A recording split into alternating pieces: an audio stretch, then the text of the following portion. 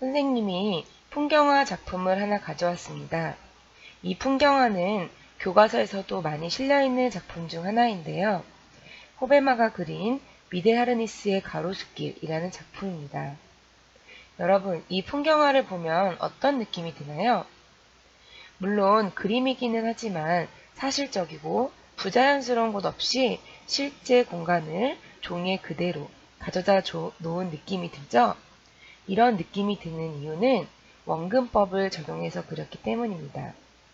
원근법이란 거리감, 즉 공간감을 느끼게 하는 방법입니다.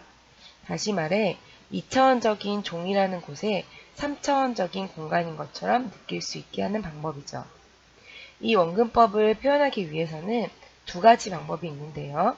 하나는 투시 원근법이라는 것입니다. 투시라는 것은 본다, 시각적이라는 것인데 그림을 그릴 때 멀리 있는 물체는 작게, 가까이에 있는 물체는 크게 그려 원근감을 나타내는 것입니다. 두 번째로는 공기 원근법이라고 하는데요. 같은 말로는 색채 원근법이라는 것입니다.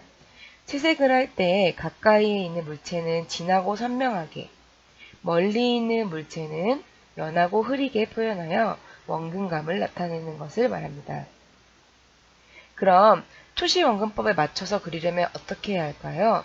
바로 그림에서 소실점을 찾아야 하는데, 소실점이란 내가 바라보는 위치에서 대상이 멀어질수록 간격을 좁게 그려 한 점으로 모이게 하는 것을 말합니다. 이 소실점을 찾았다면 그 소실점이 몇 개인지에 따라 투시도가 바뀌게 되는 것입니다. 이해가 잘 안 되신다고요? 왼쪽 풍경화를 예를 들어 설명하겠습니다. 일단 왼쪽의 소실점을 찾으려면 지면이 빨간 선을 자를 대고 쭉 긋고 나무 끝 하늘 쪽에 지면과 연결되어 있는 부분에 자를 대고 선을 연결합니다. 그러면 위아래 4개의 선이 하나로 모이게 되는데요. 이를 소실점이라고 합니다. 그래서 이 점이 하나이면 1점 투시, 이 점이 2개이면 2점 투시가 되는 거죠. 그래서 왼쪽 그림은 1점 투시가 되는 겁니다. 조금 더 간단한 그림으로 볼까요? 아직 이해되지 않는 학생들을 위해 다시 한번 설명하겠습니다. 방금 전에 본 풍경화의 그림을 간단한 이미지로 바꿔서 설명하자면 지금 여러분이 보고 있는 사진과 같은 것입니다.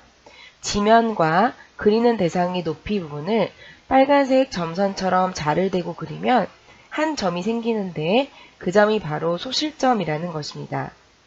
그래서 이것을 점이 하나일 때는 1점 투시도법이라고 합니다. 이 투시도법이 적용된 풍경화의 느낌은 집중감과 몰입감이 생기며 공간의 깊이감이 느껴진다고 할 수 있습니다. 자, 그럼 2점 투시도법은 어떤 그림인지 볼까요? 지금 여러분이 보고 있는 건물의 투시도법은 2점 투시도입니다. 소실점이 양쪽 2개라는 거죠. 이 그림도 역시 건물의 지면과 높이를 선으로 그었더니 양쪽으로 2점이 생기게 되어 양쪽 건물 벽이 동시에 보이는 웅장함과 거대함을 느낄 수 있습니다. 그럼 2점 투시도법의 실제 풍경화들은 어떤 것이 있는지 볼까요? 지금 여러분이 보고 있는 이 명화는 쿠스타브 까유보트의 파리 비오는 거리라는 작품입니다. 이 작품의 뒤에를 보면 긴 건물이 보이시죠? 이 건물이 2점 투시도법을 적용하여 그린 겁니다. 소실점이 2개라는 거죠. 건물의 지면과 높이를 선으로 그으면 양쪽으로 2점이 생기게 되어 양쪽 건물 벽이 동시에 보이는 웅장함과 거대함을 느낄 수 있습니다. 이 소실점은 꼭 화면에만 있는 것은 아닙니다. 더 크고 더 긴 건물이나 풍경을 그릴 때는 화면 밖으로 소실점이 생길 때도 있다는 거 알고 계시면 됩니다. 그럼 세 점이 만나면 몇 점 투시도일까요? 네, 3점 투시도법입니다. 다음 그림을 보고 설명하겠습니다. 3점 투시도법은 우리가 일반적인 풍경화를 그릴 때는 많이 사용하지 않는 투시도법입니다. 보통 이 투시도법은 하늘에서 바라보는 풍경을 그릴 때 적용하는 투시도이며 보이는 그림과 같이 건물이 윗면과 양쪽 면이 보이며 아래로 내려갈수록 면적이 점점점 작아져서 소실점이 생기게 되는 겁니다. 보통은 3D 화면이나 영상에 많이 나오는 투시도이죠. 그럼 실제 도시 풍경 사진들을 보고 몇 점 투시도인지 알아보는 학습을 해볼까요? 그럼 이 도시 풍경 사진은 몇 점 투시도일까요? 네, 방금 전에 학습했던 3점 투시도입니다. 이 도시 풍경의 건물을 그린다면 윗면의 선과 좌우의 선을 자르대고 그릴 때 세 점에서 만나도록 그려야 투시에 맞게 그리게 되는 것입니다. 선생님, 그럼 아래 점은 실제로 만나지 않는데요? 아까 선생님이 언급한 대로 화면 밖으로 나가지만 선이 만나 반드시 아래쪽에서 소실점이 생기게 됩니다.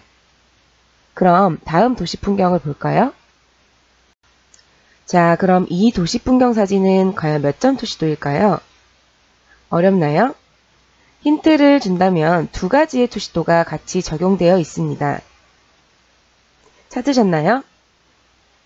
방금 전의 사진과 비슷한 것 같지만 복잡하죠? 어려워하시지 않으셔도 됩니다.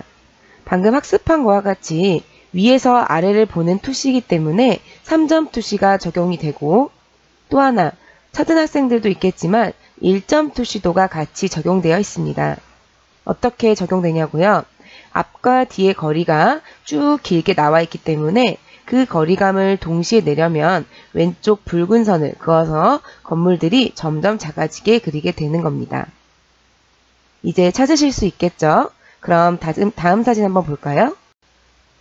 그럼 이 도시 풍경 사진은 과연 몇 점 투시도일까요? 우리가 학습하기 전에는 어려워할 풍경 사진이지만 지금은 몇 점 투시도인지 바로 맞추는 학생들이 있을 겁니다. 네, 이 사진은 1점 투시도가 적용되어 있는 사진입니다. 화면은 아래에서 위로 볼록 사진처럼 찍은 사진이지만 건물의 양쪽 높이선을 쭉 그린다면 건물들의 면적이 점점 좁아들며 하늘 위쪽 어느 부분에 한 점에서 만나게 될 것입니다. 그래서 이 사진은 1점 투시도를 적용시키면 틀리지 않는 건물의 스케치를 그리실 수 있을 겁니다. 자, 이제는 조금 헷갈리는 사진을 한번 볼까요? 자, 그럼 이 사진은 몇 점 투시도가 적용되어 있을까요? 처음 딱 봤을 때는 앞에서 본 도시 풍경보다는 간단한 사진인 것 같죠? 그만큼 여러분들이 학습한 결과이기에 쉽게 보이실 겁니다.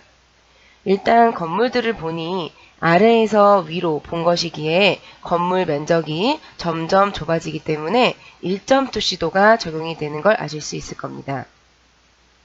그럼 지면을 살펴볼까요? 왼쪽에 있는 다리와 지면을 연결했더니 한 점에서 만나네요. 이것도 역시 1점 투시도가 맞습니다.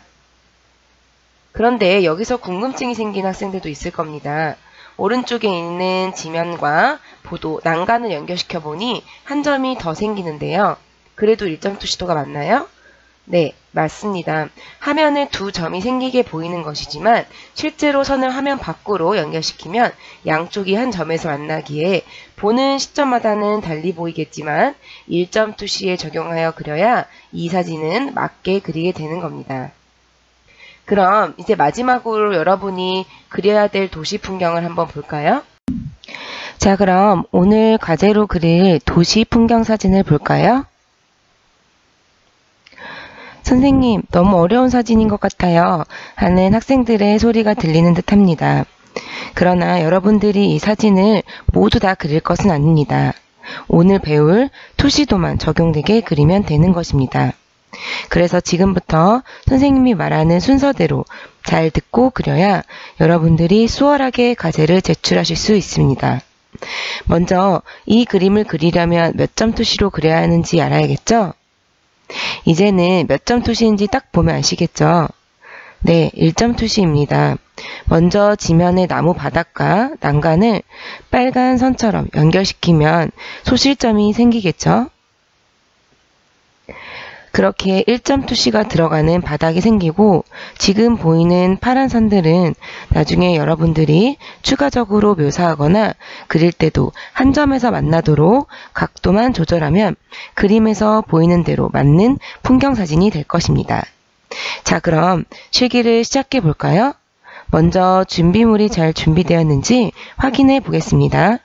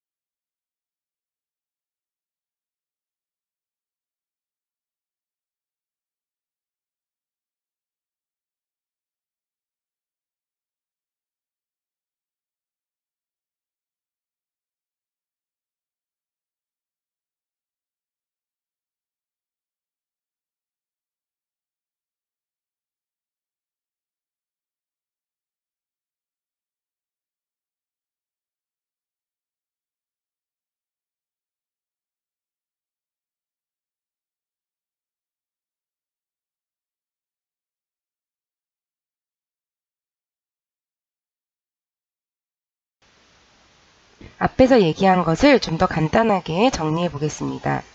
1번 소실점을 찍습니다. 2번 바닥선을 그립니다. 3번 난간의 선을 소실점과 연결시켜 그립니다. 4번 바닥선의 간격과 난간의 간격을 점점 좁게 그립니다. 다음 영상을 보고 다시 한번 스케치를 해보세요.